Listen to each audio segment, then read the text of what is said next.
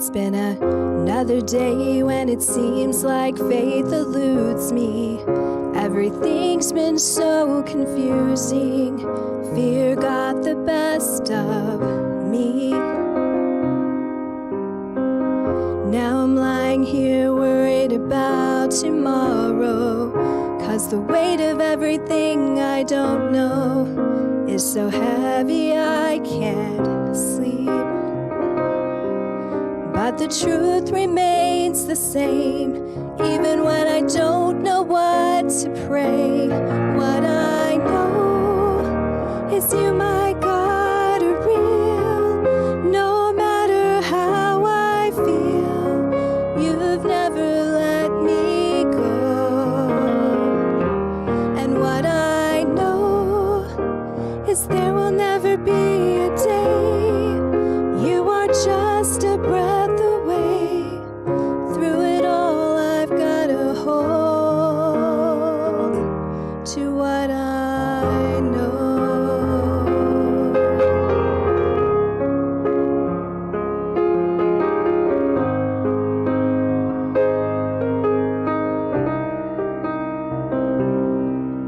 I could throw my fist in the air demanding answers, but in spite of all the questions, I'm still giving you my life. And if it doesn't turn out like I think it should, it doesn't change the fact you're always good. Your ways are higher than mine, and the truth remains the same, even when I don't know what to pray. What I know is you, my God, are real. No matter how I feel, you've never let me go. And what I know is there will never be a day you are just a breath away. Through it all, I've got to hold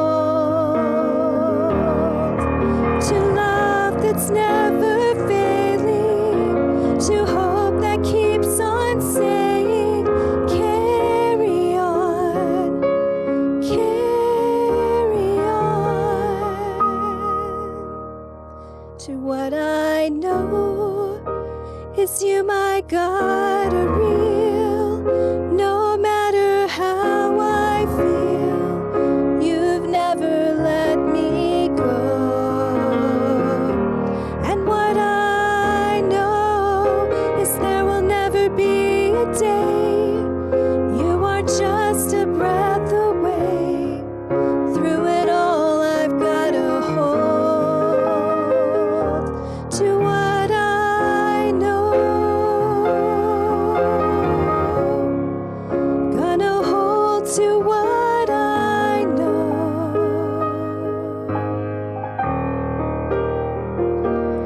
What I know.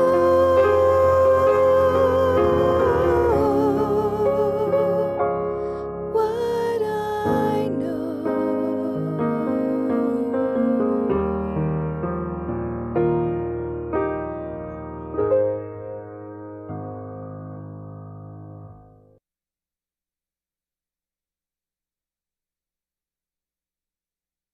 A little bit of a technical issue there that you didn't have slides on your screen, but I hope you enjoyed the song. Appreciate Miss Brenda recording that, or Miss Deborah recording that ahead of time.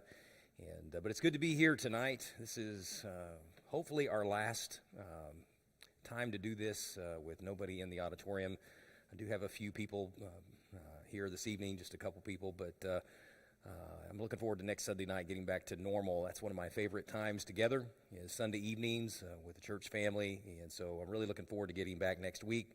And so hope that you'll be here next Sunday night. Had good services today. Had a baptism in the first service, and then a new family joined in the second service, and so we're certainly glad God is still stirring the hearts of people, even in the midst of all that's going on, and looking forward to seeing what God has the rest of the year here at Victory Baptist Church. Before we jump into the message tonight, just one thing I want to clarify and remind you of as we are currently taking up a special love offering for our teenagers before they go to camp this summer. We mentioned that over the last couple of weeks, that would be coming up. That started today, and a couple people have asked just what we're targeting, what our goals. And so you guys have always just given really generously towards that group, but thought it would be good to kind of tell you what we're shooting for. We have about 40 kids right now, and counselors ready to go to camp. And so with the cost of camp, that's around about $10,000, something like that.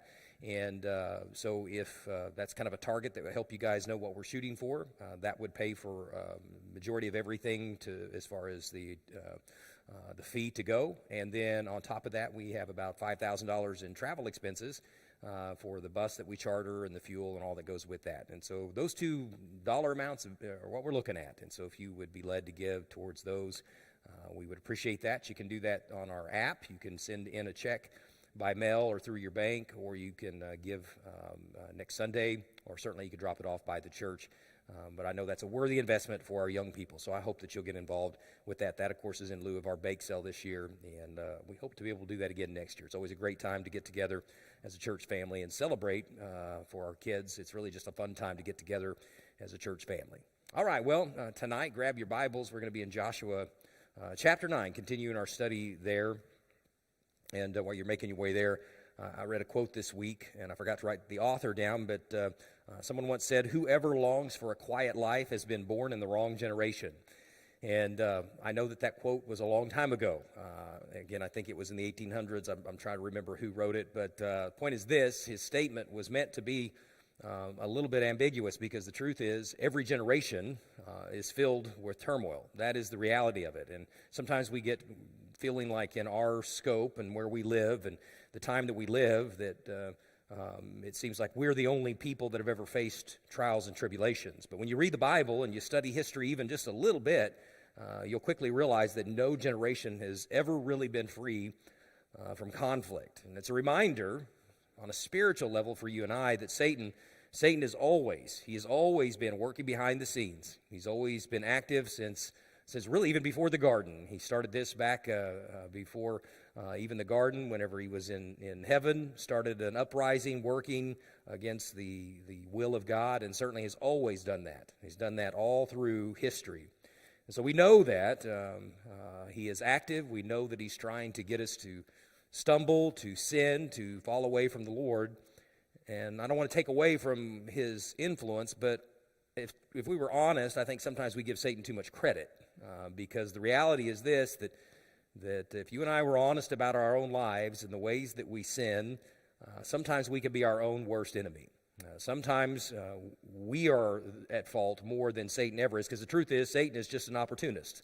He capitalizes on our weaknesses. In fact, James chapter 1 talks about that we sin when we're drawn away of our own lust and enticed. And so we give Satan all the material that he needs too often, and give him way too much credit when often it's our own doing. We're going to see that tonight in Joshua chapter 9. Before we jump into chapter 9, just a recap from last week. The Israelites had returned to Ai, where they had suffered a defeat, and they successfully pull off this ambush with the armies of Ai, destroy the city, laid waste to it just as God had decreed, had commanded them to do, and so that's where we ended last week. We didn't cover all of chapter 8. They go on to build an altar and worship the Lord, and we didn't cover that. But as we get into chapter 9, I'll be honest, from my personal study, this has always been a little bit of a perplexing story to me. And as we get on into the substance of the chapter, you'll see what I mean if you haven't studied this before. There's some strange things that take place that honestly, when we get there, I don't know that I have a complete understanding, or certainly don't even really know how to completely convey what takes place in a way that at least even satisfies my thoughts. And I'll explain that as we get there. But we see a story here of God's people failing to seek him before they make a big decision. And yet at the end of it, we see God extending incredible grace, as God always does. And I want to read the first 15 verses. We're going to cover the majority of the chapter, but if you'll look with me in your Bibles, we'll read together and at least get the initial part of this event on paper here as we'll read it, and then we'll jump off into it. So look there in verse 1. Came to pass, it says, when all the kings which were on this side Jordan, in the hills and in the valleys, and all the coasts of the great sea against Lebanon, the Hittite and the Amorite and the Canaanite and the Perizzite and the Hivite and the Jebusite heard thereof, that they gathered themselves together to fight with Joshua and with Israel with one accord. And when the inhabitants of Gibeon heard what Joshua had done unto Jericho and to Ai, they did work wilily, and went and made as if they had been ambassadors, and took old sacks upon their asses, and wine bottles old and rent and bound up, and old shoes and clouded upon their feet, and old garments upon them, and all the bread of their provision was dry and moldy. And they went to Joshua unto the camp at Gilgal, and they said unto him and to the men of Israel, We be come from a far country, now therefore make ye a league with us. And the men of Israel said unto the Hivites, Peradventure ye dwell among us, and how shall we make a league with you? They said unto Joshua, we are thy servants. And Joshua said unto them, Well, who are ye, and from whence come ye? And they said unto him, From a very far country thy servants are come, because of the name of the Lord thy God, for we have heard the fame of him, and all that he did in Egypt, and all that he did to the 2 kings of the Amorites, and that were beyond Jordan, to Sihon king of Heshbon, and to Og king of Bashan, which was at Ashtaroth. Wherefore our elders and all the inhabitants of our country spake to us, saying, Take victuals with you for the journey, and go to meet them, and say unto them, We are your servants, therefore now make ye a league with us.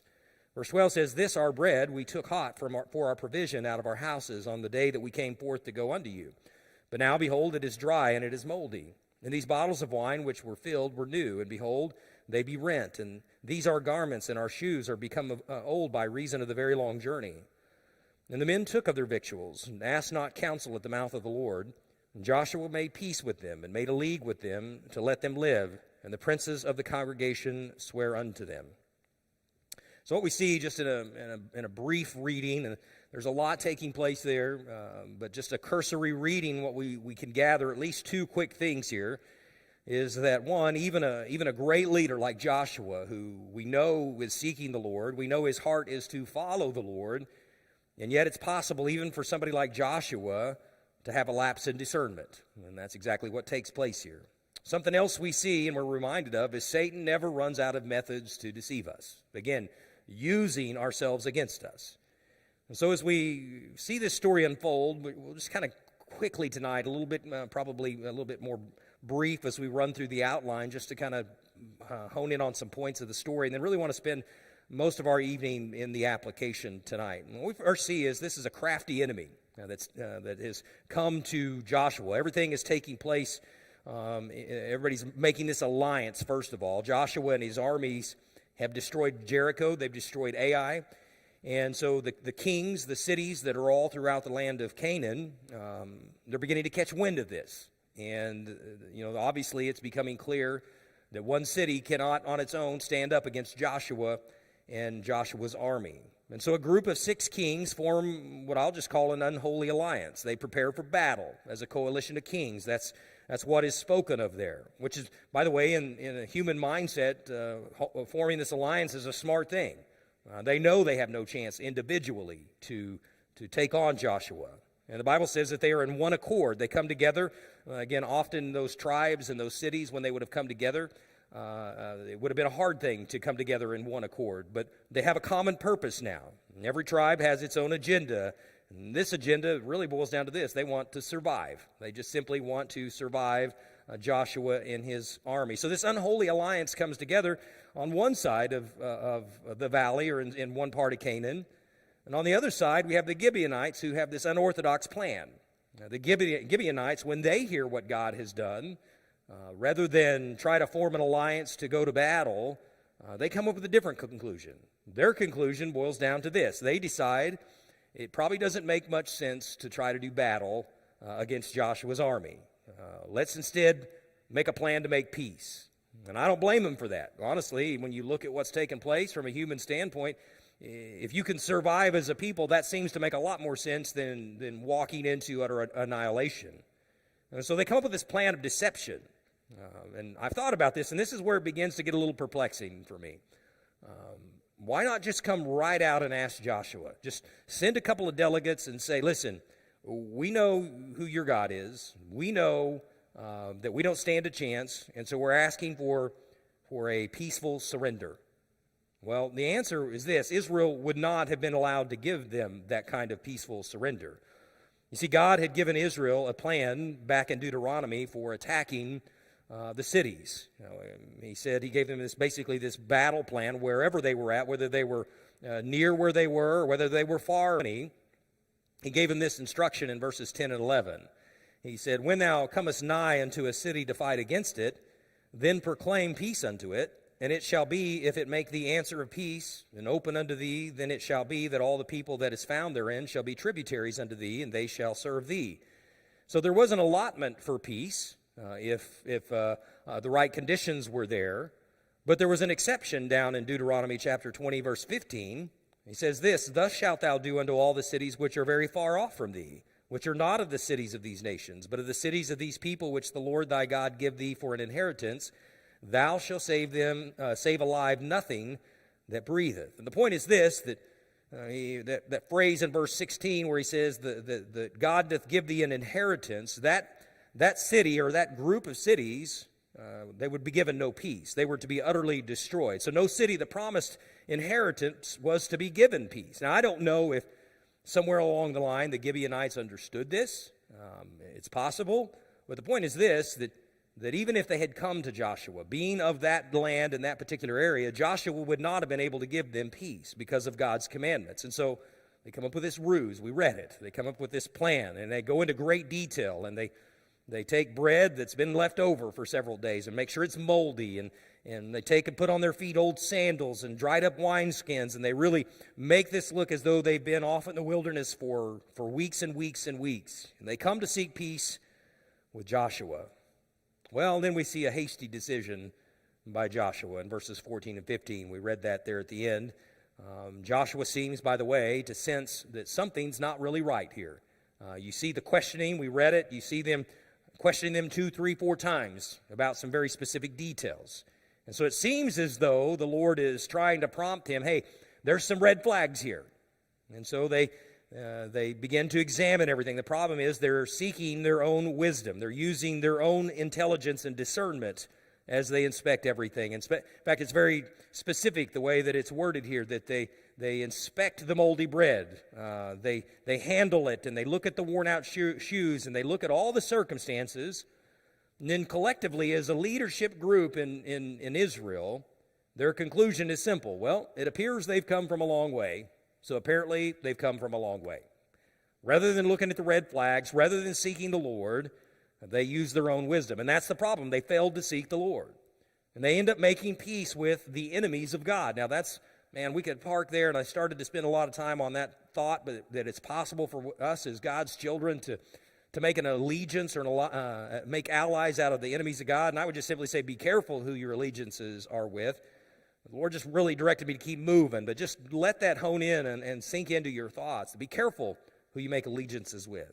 And so they make peace with the enemies of God, and even though God had commanded that they be wiped out, that all the inhabitants of Canaan be wiped out, because, remember, these are things that are hard to understand in the midst of this study. Remember, it had been established that these nations, these cities, they were under the judgment of God because they didn't turn to God when they had the opportunity. Well, now here's the scary part. And if you're listening tonight and you happen to be one of our leaders, or maybe you're in a different church and you're in a leadership position in a different church, here's the frightening thing that really sticks to me. Look at verse 15 again, because this wasn't just Joshua that made the decision. It says, Joshua made peace with them and made a league with them to let them live, and the princes of the congregation swear unto them. And so, in other words, the leadership team is how we might word that today, in unison, together, came to the same conclusion that they should make an alliance with this group of Gibeonites. And I'm sure, having led several leadership meetings through the years and been a part of leadership teams, I'm sure that as this group of men, I can kind of see them in the wilderness there, as they're all gathered maybe with these Gibeonites, and they're looking, they're inspecting, they're discussing, and they probably even pardoned themselves a little bit. Let's go over here to our tents and let's talk about this. Let's have a little round table discussion. And they began to think about, hey, this is a good opportunity for us to maybe extend some benevolence to some people. We are, after all, we've just wiped out several cities. We're getting ready to wipe out several more. Maybe Maybe this would look like a peaceful gesture that we are indeed people of peace. We're not necessarily warriors. And in some regards, you look at it from a human standpoint, they did their due diligence. They asked questions. They asked even what seems to be the right questions. They inspected the evidence and they discussed it amongst themselves. And they came to the same conclusion. Now, here's what I would say to that. It is so important for a leadership team, whether it's in a church setting or business setting, it doesn't matter. It's important that a leadership team be in unity, absolutely, to be in unity with one another.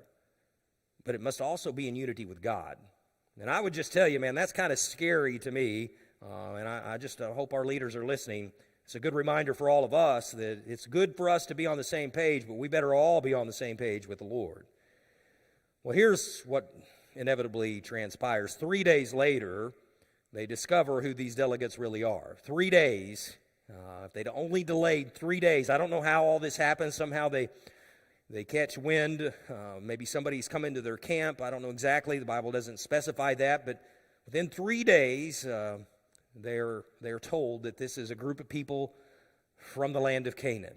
And I thought, man, if they could have just waited 3 days, they would have saved what becomes a situation that creates lasting consequences. And that's the third thought here tonight is, man, this one decision just kind of rippled all throughout the rest of the generations of Israel. You see, when it was discovered that these men were actually the enemies of Israel, what it did, first of all, it created division within the camp.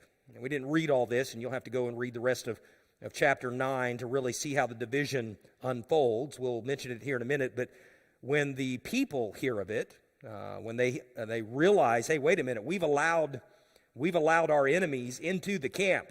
We have made an allegiance with them. The people rose up and they wanted to destroy the Gibeonites. It's like, hey, listen, these are the enemies of God. We need to go destroy them. But the princes won't allow it. The people begin to murmur, and this could have really turned ugly in a hurry. Now, this is where another part gets a little I guess not confusing, but man, it just makes me wonder about how things go, especially in this culture. Because admittedly, as I've read that story numerous times, in my mind, I go back to this logical thinking. I think it would have been easy to come to this conclusion where you say, hey, listen, why not just go back on the oath? Obviously, we made an oath. We made a commitment. We signed a contract, so to speak. But we were not privy to all the information. Surely God will understand that we entered into this oath, but we didn't have all the information, and surely he'll be okay with that. Surely God will understand that. And from a human standpoint, I'm sure all of us would easily line up under that. Listen, we didn't have all the facts. I can see Joshua and his men sitting around going, listen, we made an error, absolutely. We made a bad choice. But hey, listen, we asked questions and they lied to us, so we should not be bound to this oath or this promise. Now, here's the reason, though. They not only gave the delegation of Gibeonites their word, apparently they made it such a strong covenant that they actually swore on God's name that they would protect them. In verse 20, this is how the princes answer the rest of Israel. They said, we will even let them live, lest wrath be upon us, because of the oath which we swear unto them. Again, much more scripture will, if you were to read the rest of the story, you'll see that they have basically made this promise in the name of God. They have brought him into the equation. So it would be one thing for them just to say, okay, we promise, we'll take care of you. That would be one thing. But they have basically invoked the wrath of God on anybody who breaks this covenant. So here's the problem. If they break this covenant, now they will be guilty of sinning against the Lord. And at least they understood that. They realized that. So what they've done now is they've literally let the enemy into the camp. Again, this could have really been a dangerous situation because now the Gibeonites have the freedom to come and go. They are at peace with Israel. The problem with that is it could, and it does at some point, actually expose the people of God to false gods and to false worship.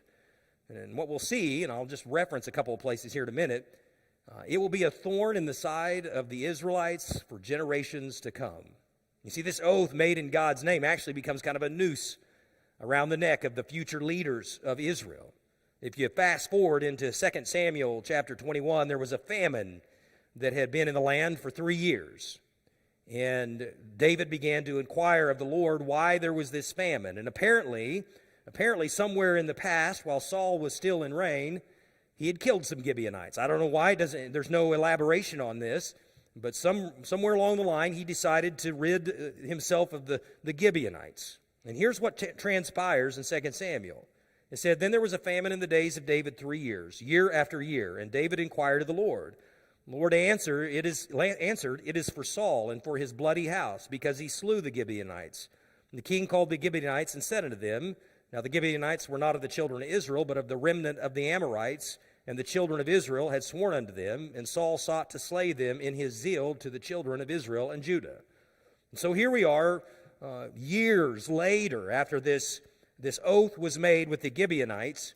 Here we are 2 kings later, so to speak, and there is a famine in the land. There's a drought taking place, and it's because of this oath. God had promised, or he didn't, but the people had promised on God's behalf that those people would be protected. Well, Saul messed up and went against that oath, and now the entire nation is suffering for it. Now David, several kings later, finds himself having to make things right with the Gibeonites to remove the famine. Verse 3 goes on to say in 2 Samuel 21, "Wherefore David said unto the Gibeonites, What shall I do for you?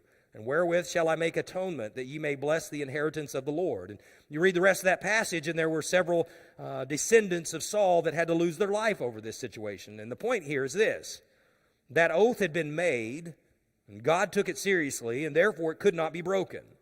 And so, what are they left to do? You go back to the events that are transpiring. In Joshua chapter 9, verse 21, it says, the princes said unto them, "Let them live, but let them be hewers of wood and drawers of water unto all the congregation, as the princes had promised them." And so they make them servants. They call them back together. "Okay, you lied to us. We've spared your lives, but you're going to be servants. You're going to serve the people of Israel." Now here's where the grace of God can get to a place where, honestly, at least for me, it goes beyond my understanding. This is a bizarre thing that begins to take place, and I can't fully explain it satisfactorily to myself, let alone to you. But here's what happens. The Gibeonites integrate themselves completely through the generations into the nation of Israel. In fact, there in Joshua chapter 9, and this actually turns out to be a strange privilege, their service, being hewers of wood and drawers of water, specifically was focused at the temple. Look at verse 23. It says, "Now therefore ye are cursed, and there shall none of you be freed from being bondmen, and hewers of wood and drawers of water for the house of my God." Now certainly that was supposed to be a task. It was supposed to be a servant's position, and it was supposed to be because they are now bond people. But I want to tell you, it's still a privilege to be able to serve in the house of God. And that's what they do. In fact, years later, when you find different accounts of the Gibeonites throughout the history of Israel, the Gibeonites will still be serving in the house of God even when other Jews quit serving in the house of God. It's a remarkable thing that takes place all throughout their history. In fact, when it comes time that Israel is taken into captivity into Babylon, there's still a remnant of Gibeonites left that go into captivity with the Israelites. We see that in Nehemiah chapter 7, verse 6. It says here, talking about those that were taken into Babylon, it says, these are the children of the province that went up out of the captivity of those that had been carried away, whom Nebuchadnezzar, the king of Babylon, had carried away and came again to Jerusalem. And there's this list of different families, and you drop down to verse 25, and right there it says, the children of Gibeon, 90 and 5. So there are apparently at least 95 Gibeonites who make the journey to Babylon to spend years in captivity with the Israelites. If you back up in Nehemiah chapter 3, what you find out, though, is when many came out of Babylon with Nehemiah to go back and rebuild the city, there are some Gibeonites that get to go back, and they're there side by side with the people of Israel rebuilding the city.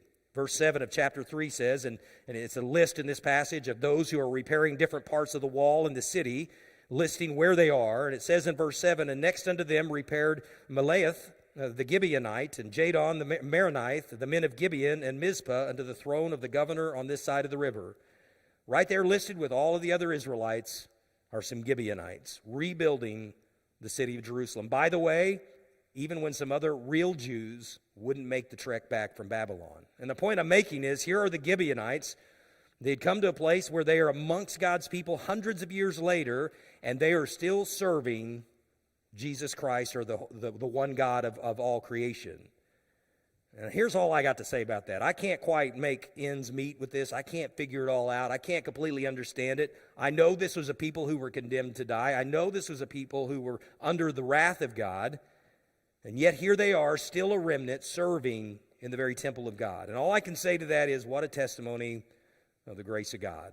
Because even a people who had been condemned were still allowed to become actually amongst the people of God. And so here's some thoughts to consider. Again, there's a lot here tonight. The first thought, though, I want to give us, go back to, is the beginning of this passage. Then the beginning of the thought, and the title of the message tonight is, there are times that we become our own worst enemy. And that happens when we start walking by our own discernment. The Bible tells us in Proverbs chapter 3 that we are to trust in the Lord with all thine heart, and lean not unto thine own understanding, in all our ways to acknowledge him, and he shall direct thy paths. Well, Joshua had done that on occasion, but on this particular occasion, there's no record of that. In fact, the opposite is true. It specifically says that they did not seek the Lord. What he did is he gathered his trusted advisors. That's not a bad thing. Problem is, collectively, they didn't seek the face of God. They counseled amongst themselves, and they came to their own conclusion. And that's a dangerous thing. They became their own worst enemy because of their own discernment. They began to lean on their own understanding. Alan Redpath, speaking on this idea, said this. He said, never trust your own judgment in anything. When common sense says that a course is right, you and I are to lift our heart to God, for the path of faith and blessing may be a path completely opposite to that which you call common sense. I'll tell you, that's an important thought to consider. Now, Alan Redpath goes on to make some very strong statements about that. But here's why it's so important for us to never stop seeking the face of God in any matter, no matter how small or how great it may be. We're never to lean unto our own understanding. And here's why, and we mentioned this morning, you and I have to remember we are engaged in a war. Joshua was in the middle of a war. He is in enemy country. He's surrounded both physically and spiritually by the enemies of God. And at a time when he should have been on heightened alert, he should have been all his senses up on DEFCON 5, or however you want to word that, instead of being ready and looking and diligent, he disregarded all the red flags. He ignored all the things that were there. He obviously had some questions, and he threw them aside and ends up embracing the enemies of God. And obviously the connection here is you and I, as we talked about this morning, are soldiers. We are absolutely in a spiritual battle, and we are on the front line daily of a spiritual battle. You and I have to daily get up and put on the armor of God and be ready for all of the devices of Satan. And the truth is this, we often get pressured, don't we, to make decisions on a day-to-day basis. And sometimes in the moment, it seems like common sense is something you can just say, well, this is obviously the right answer. And I'm not saying there's never a time for that, but I want to tell you, you ought to be careful making the no-brainer decisions. We ought to be careful just leaning on our own understanding. Sometimes we pick the place that we're going to live, or the place we're going to go to school, or the people we're going to spend time with, or the way we're going to spend our money, and we use our common sense because it seems to make sense that this is a smart endeavor. And I want to remind you, if you haven't sought the Lord, you can't make those decisions. Now, I want to tell you, I'm not saying you aren't intelligent enough to make good decisions. I'm just saying Satan is active, and he'll use the very things that are important to you and I to actually get us to trip up. I want to remind you what James says. He said in James 1:5, if any of you lack wisdom, let him ask of God that giveth to all men liberally, and upbraideth not, and it shall be given him. I'll tell you, sometimes it's hard not to just jump into some decisions, whether it's to buy a vehicle, or whether it's to take a job or to quit a job. And sometimes in our own understanding, we can come to the conclusion, this is the best thing I can do. I can't imagine this being a bad decision. I remember one time somebody told me the deal of a lifetime comes along about every other week. And I've learned since then that is true. And sometimes we can be pressured because we think, if I don't make this decision right now, I'm going to squander this opportunity. I would tell you, be willing to risk squandering the opportunity rather than to get out in front or get out ahead of God. Always seek the Lord, or you may become your own worst enemy. Something else that stuck out to me is sometimes, now this one's going to ruffle some feathers, but I'm going to do it anyway. Sometimes we have to live with the consequences of those hasty actions. Now, we saw how one act of indiscretion ends up leading to generations being affected. And one thing we can discern here, though, and this is, I think, speaks to at least they understood this. We've made a bad decision. Let's not make another bad decision and go back on this decision. The Gibeonites were supposed to be the enemies of God. They were supposed to be destroyed. But Israel had made an oath with the Gibeonites. And they made it in the name of God, and therefore they kept the oath. That was the right thing. And I think sometimes, there are often many times in our life that we make some kind of oath with God, so to speak, and we promise to do something or we commit to do something, and it turns out it was the wrong thing to do. And I know in our human intellect and reasoning, it's easy to say, well, that was just a bad decision. I'm not bound to that. Well, I'll tell you, there are certain things that we do, especially when we make a covenant with the Lord, that we don't get to back out on. And I want to tell you one of those, touch on a very delicate topic here, is the very covenant of marriage. And I want to say there are times that even when you jump into marriage hastily, and I've seen it over and over again, sometimes you have to live with those consequences. I've seen way too many times people will get married to the wrong person or for the wrong reasons, and I've even been part of those decision makings where I've seen a Christian lady marry an unsaved gentleman, and I will explain to him, listen, you are being unequally yoked, this is not a good thing. Or other pastors I've worked for make these statements and try to counsel people not to make those kind of decisions. And they're like, oh, it'll be fine, we love each other, I think I'll be able to win him to the Lord. And they take the oath, and then sure enough, before long, that oath of we'll be married till death do us part ends up becoming till you make me angry, or until we're not compatible anymore, or until I fall in love with somebody else. And here's the problem. Our world around us embraces that mindset. In fact, if you seek counsel, if you're in an unhappy marriage and you seek the counsel of the world will say, listen, you were young, you didn't know better, you made a bad decision. God isn't going to want to bind you. He doesn't want you to be miserable. He doesn't want you to be unhappy. It's not that big a deal. God is more concerned with you having a joyful life. So he will understand. I've heard that reasoning and that logic.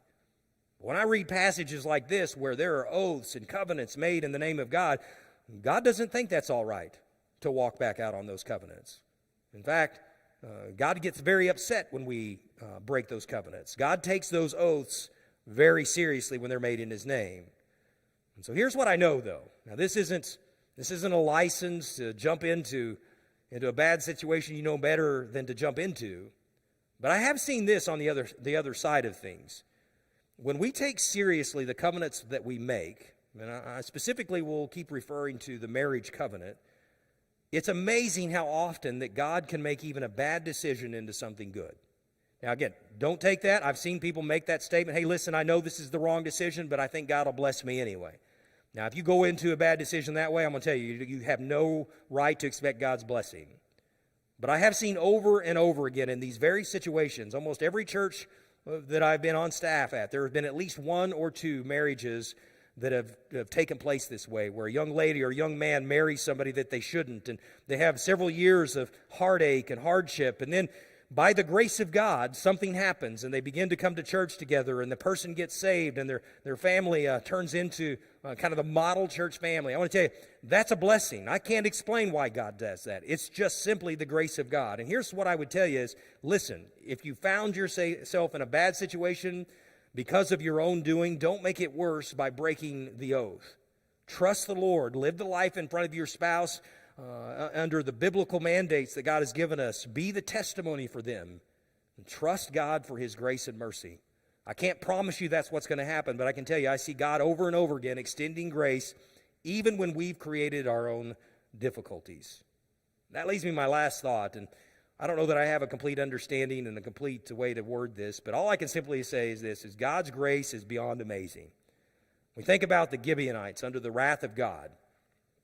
There is no question that they should have been destroyed. There is no question that there should have been no treaty made with the Gibeonites. And so this is a tough one to get my brain around.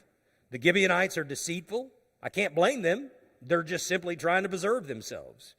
And Joshua and his leaders make a terrible decision. And yet God does something amazing in spite of all of that. He allows the Gibeonites to come into the very presence of God and to serve in the very temple where they worshiped him. So here's what I'd say. The only way I can even begin to understand the grace of God towards the Gibeonites is this. I have to remember that in a lot of ways we are Gibeonites. We were a people who were in rebellion against God. We were liars and deceivers. We were wicked at our very core. We were under the sentence of death before salvation.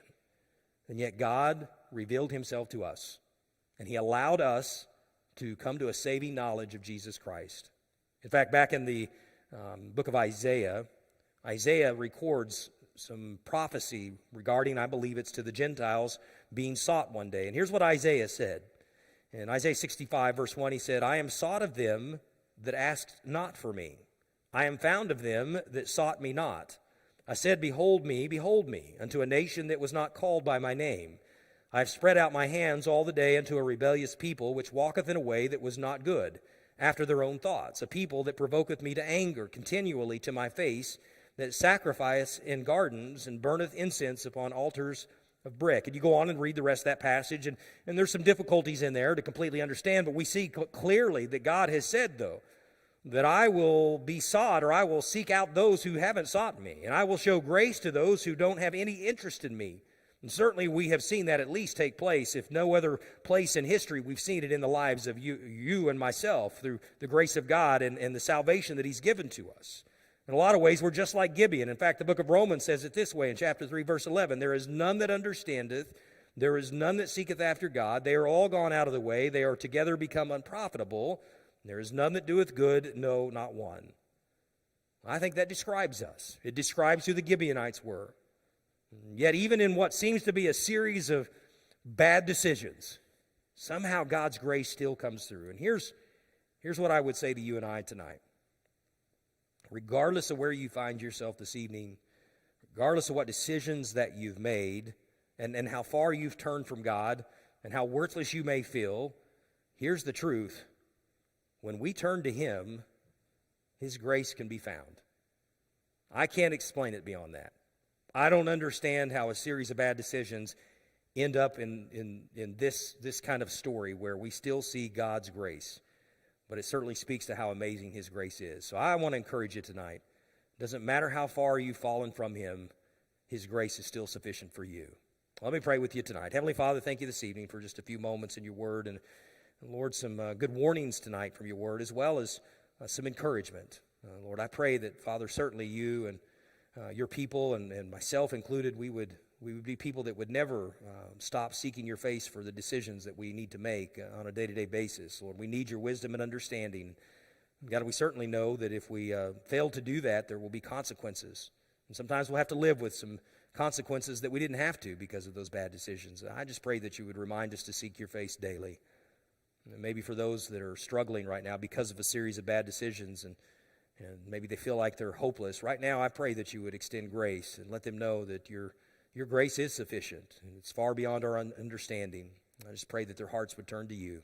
Lord, we thank you for your love and your mercy, and we pray all this now in Christ's name. Amen. Well, thank you again for being with us tonight. We looking forward to next week where we get back to really pretty much a normal routine on our Sundays. Kids Ministries on Wednesday nights will start back up on the 10th, and the rest of our stuff will be going starting next week. So we look forward to seeing those of you who are ready to come back. We look forward to seeing you. I hope that all of us will be able to feel comfortable soon to return to the house of God. But know that we're praying for you. Let us know if there's a way we can be an encouragement to you. But until then, we'll be praying for you, and we'll see you soon. God bless you.